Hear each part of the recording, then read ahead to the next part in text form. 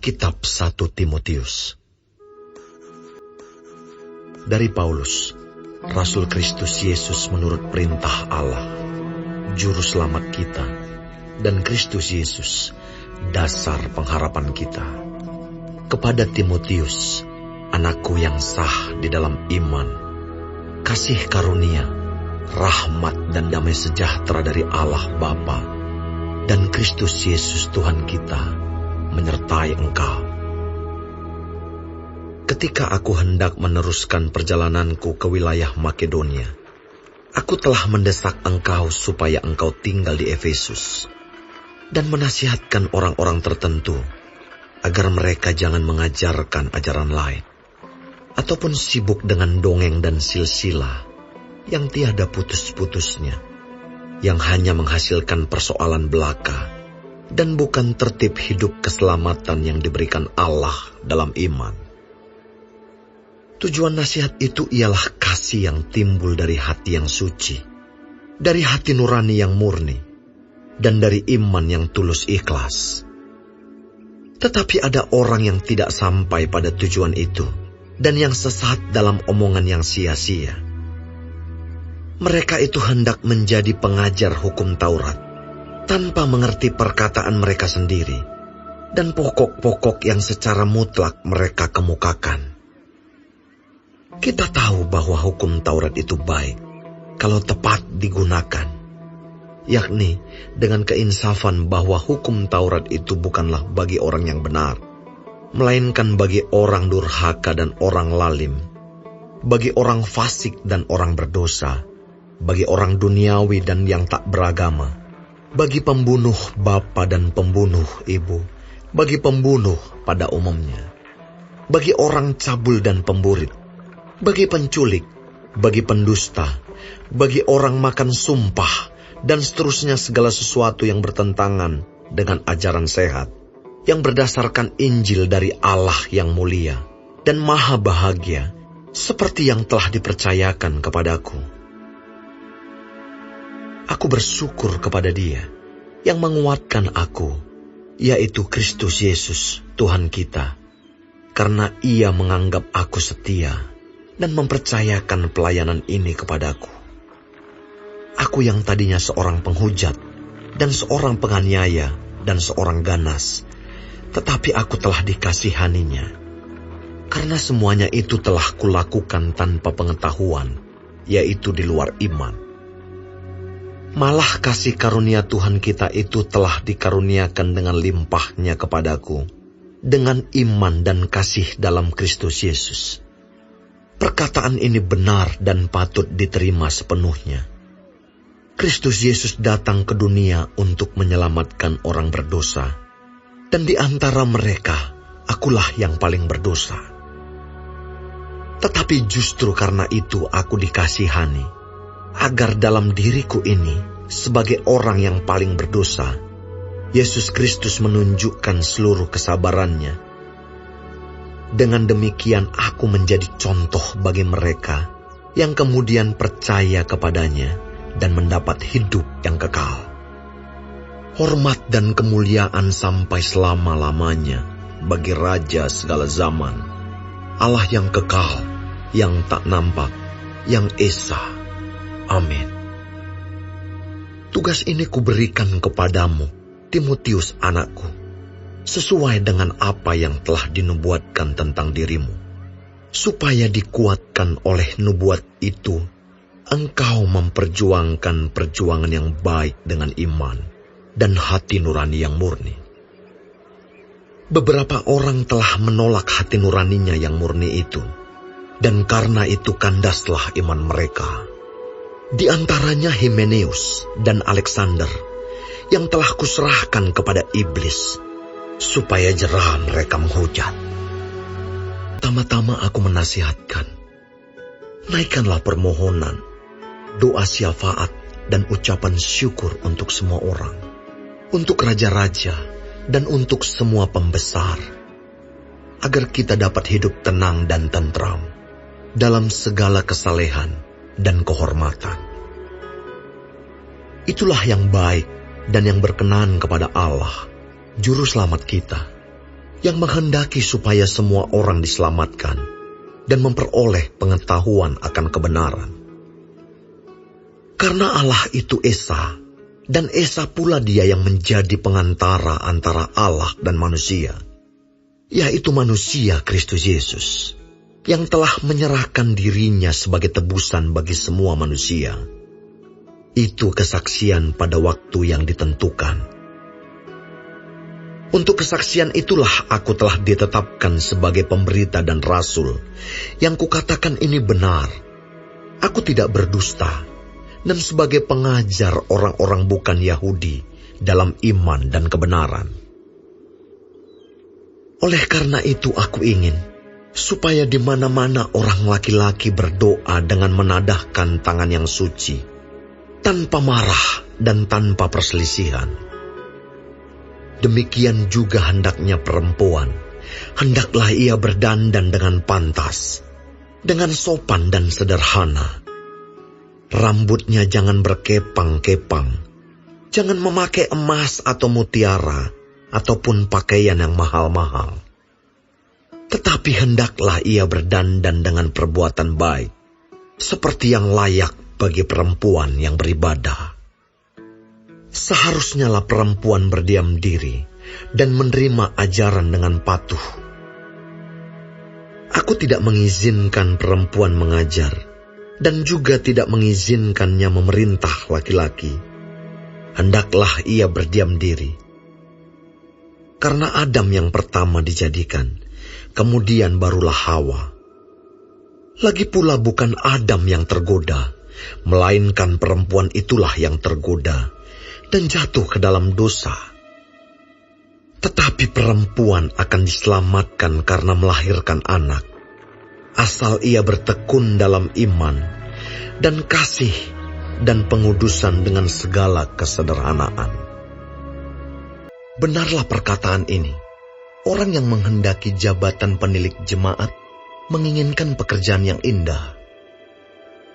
Karena itu penilik jemaat haruslah seorang yang tak bercacat, suami dari satu istri, dapat menahan diri, bijaksana, sopan, suka memberi tumpangan, cakap mengajar orang, bukan peminum, bukan pemarah melainkan peramah, pendamai, bukan hamba uang, seorang kepala keluarga yang baik, disegani dan dihormati oleh anak-anaknya.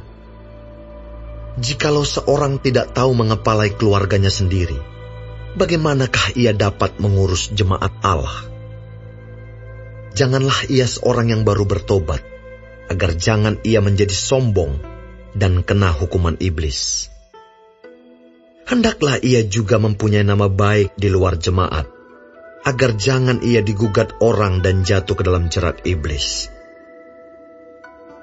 Demikian juga diaken-diaken, haruslah orang terhormat, jangan bercabang lidah, jangan penggemar anggur, jangan serakah, melainkan orang yang memelihara rahasia iman dalam hati nurani yang suci.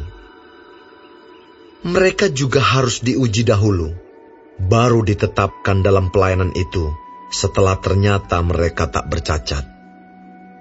Demikian pula istri-istri, hendaklah orang terhormat, jangan pemfitnah, hendaklah dapat menahan diri dan dapat dipercayai dalam segala hal. Diaken haruslah suami dari satu istri dan mengurus anak-anaknya dan keluarganya dengan baik. Karena mereka yang melayani dengan baik beroleh kedudukan yang baik, sehingga dalam iman kepada Kristus Yesus mereka dapat bersaksi dengan leluasa. Semuanya ini kutuliskan kepadamu, walaupun kuharap segera dapat mengunjungi engkau. Jadi, jika aku terlambat, sudahlah engkau tahu bagaimana orang harus hidup sebagai keluarga Allah, yakni jemaat dari Allah yang hidup, tiang penopang dan dasar kebenaran. Dan sesungguhnya, agunglah rahasia ibadah kita. Dia yang telah menyatakan dirinya dalam rupa manusia, dibenarkan dalam roh, yang menampakkan dirinya kepada malaikat-malaikat, diberitakan di antara bangsa-bangsa yang tidak mengenal Allah, yang dipercayai di dalam dunia, diangkat dalam kemuliaan. Tetapi Roh dengan tegas mengatakan bahwa di waktu-waktu kemudian ada orang yang akan murtad, lalu mengikuti roh-roh penyesat dan ajaran setan-setan oleh tipu daya pendusta-pendusta yang hati nuraninya memakai cap mereka. Mereka itu melarang orang kawin, melarang orang makan makanan yang diciptakan Allah, supaya dengan pengucapan syukur dimakan oleh orang yang percaya dan yang telah mengenal kebenaran. Karena semua yang diciptakan Allah itu baik, dan suatu pun tidak ada yang haram jika diterima dengan ucapan syukur, sebab semuanya itu dikuduskan oleh firman Allah dan oleh doa. Dengan selalu mengingat hal-hal itu kepada saudara-saudara kita, engkau akan menjadi seorang pelayan Kristus Yesus yang baik, terdidik dalam soal-soal pokok iman kita, dan dalam ajaran sehat yang telah kau ikuti selama ini. Tetapi jauhilah tahayul dan dongeng nenek-nenek tua. Latihlah dirimu beribadah.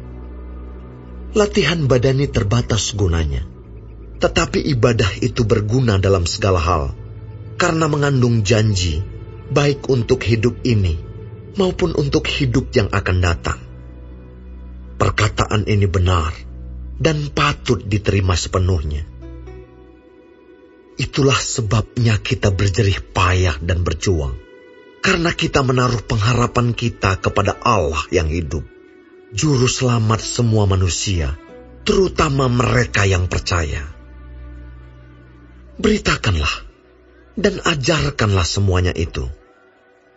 Jangan seorang pun menganggap engkau rendah karena engkau muda.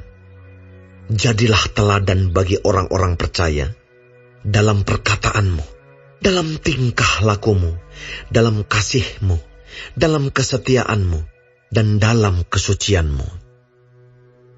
Sementara itu, sampai aku datang, bertekunlah dalam membaca kitab-kitab suci, dalam membangun, dan dalam mengajar.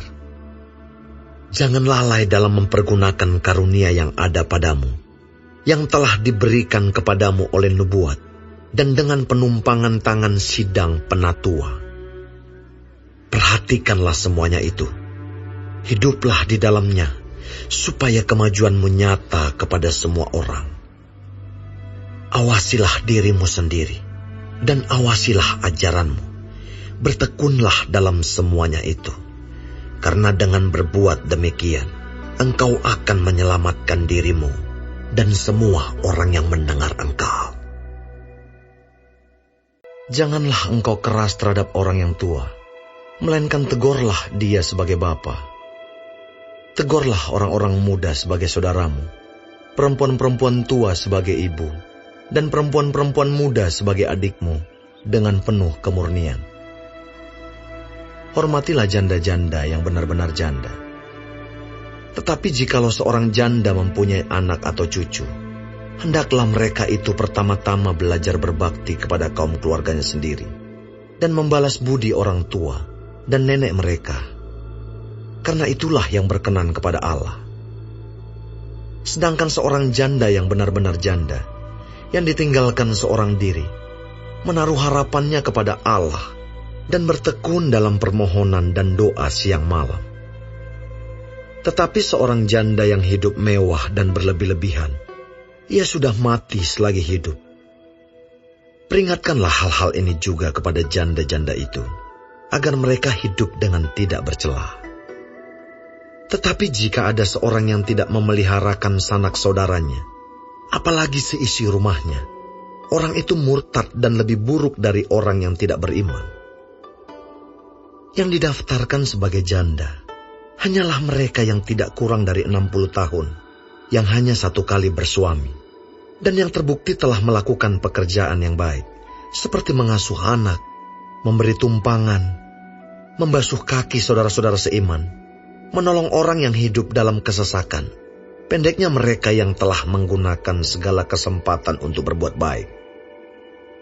Tolaklah pendaftaran janda-janda yang lebih muda. Karena apabila mereka sekali digairahkan oleh keberahian yang menceraikan mereka dari Kristus, mereka itu ingin kawin. Dan dengan memungkiri kesetiaan mereka yang semula kepadanya, mereka mendatangkan hukuman atas dirinya. Lagi pula dengan keluar masuk rumah orang, mereka membiasakan diri bermalas-malas. Dan bukan hanya bermalas-malas saja, tetapi juga meleter dan mencampuri soal orang lain dan mengatakan hal-hal yang tidak pantas. Karena itu, aku mau supaya janda-janda yang muda kawin lagi, beroleh anak, memimpin rumah tangganya, dan jangan memberi alasan kepada lawan untuk memburuk-burukkan nama kita. Karena beberapa janda telah tersesat mengikut iblis. Jika seorang laki-laki atau perempuan yang percaya mempunyai anggota keluarga yang janda, hendaklah ia membantu mereka, sehingga mereka jangan menjadi beban bagi jemaat. Dengan demikian jemaat dapat membantu mereka yang benar-benar janda. Penetua-penetua yang baik pimpinannya patut dihormati 2 kali lipat, terutama mereka yang dengan jerih payah berkhotbah dan mengajar. Bukankah kitab suci berkata, "Janganlah engkau memberangus mulut lembu yang sedang mengiri." Dan lagi, seorang pekerja patut mendapat upahnya. Janganlah engkau menerima tuduhan atas seorang penetua, kecuali kalau didukung 2 atau 3 orang saksi. Mereka yang berbuat dosa hendaklah kau tegur di depan semua orang, agar yang lain itu pun takut. Di hadapan Allah dan Kristus Yesus, dan malaikat-malaikat pilihannya, kupesankan dengan sungguh kepadamu. Camkanlah petunjuk ini tanpa prasangka, dan bertindaklah dalam segala sesuatu tanpa memihak. Janganlah engkau terburu-buru menumpangkan tangan atas seseorang, dan janganlah terbawa-bawa ke dalam dosa orang lain. Jagalah kemurnian dirimu. Janganlah lagi minum air saja, melainkan tambahkanlah anggur sedikit. Berhubung pencernaanmu terganggu dan tubuhmu sering lemah. Dosa beberapa orang menyolok, seakan-akan mendahului mereka ke pengadilan. Tetapi dosa beberapa orang lagi baru menjadi nyata kemudian. Demikian pun perbuatan baik itu segera nyata. Dan kalau tidak demikian, ia tidak dapat terus tinggal tersembunyi. Semua orang yang menanggung beban perbudakan hendaknya menganggap tuan mereka layak mendapat segala penghormatan, agar nama Allah dan ajaran kita jangan dihujat orang. Jika tuan mereka seorang percaya, janganlah ia kurang disegani karena bersaudara dalam Kristus, melainkan hendaklah ia dilayani mereka dengan lebih baik lagi. Karena Tuhan yang menerima berkat pelayanan mereka ialah saudara yang percaya dan yang kekasih. Ajarkanlah dan nasihatkanlah semuanya ini. Jika seorang mengajarkan ajaran lain dan tidak menurut perkataan sehat, yakni perkataan Tuhan kita Yesus Kristus, dan tidak menurut ajaran yang sesuai dengan ibadah kita, ia adalah seorang yang berlagak tahu, padahal tidak tahu apa-apa. Penyakitnya ialah mencari-cari soal dan bersilat kata, yang menyebabkan dengki, cidra, fitnah, curiga, percekcokan antara orang-orang yang tidak lagi berpikiran sehat, dan yang kehilangan kebenaran, yang mengira ibadah itu adalah suatu sumber keuntungan. Memang, ibadah itu kalau disertai rasa cukup, memberi keuntungan besar. Sebab kita tidak membawa sesuatu apa ke dalam dunia, dan kita pun tidak dapat membawa apa-apa keluar. Asal ada makanan dan pakaian, cukuplah. Tetapi mereka yang ingin kaya terjatuh ke dalam pencobaan, ke dalam jerat, dan ke dalam berbagai-bagai nafsu yang hampa dan yang mencelakakan. yang menenggelamkan manusia ke dalam keruntuhan dan kebinasaan. Karena akar segala kejahatan ialah cinta uang.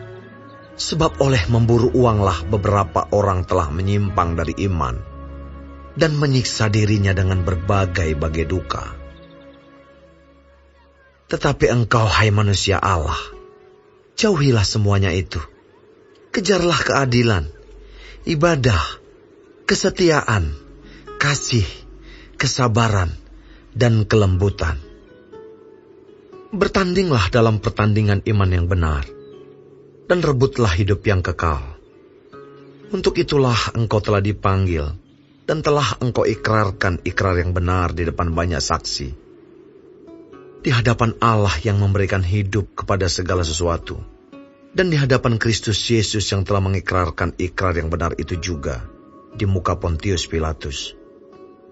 Kuserukan kepadamu, turutilah perintah ini dengan tidak bercacat dan tidak bercela, hingga pada saat Tuhan kita Yesus Kristus menyatakan dirinya, yaitu saat yang akan ditentukan oleh penguasa yang satu-satunya dan yang penuh bahagia, Raja di atas segala raja dan Tuan di atas segala tuan.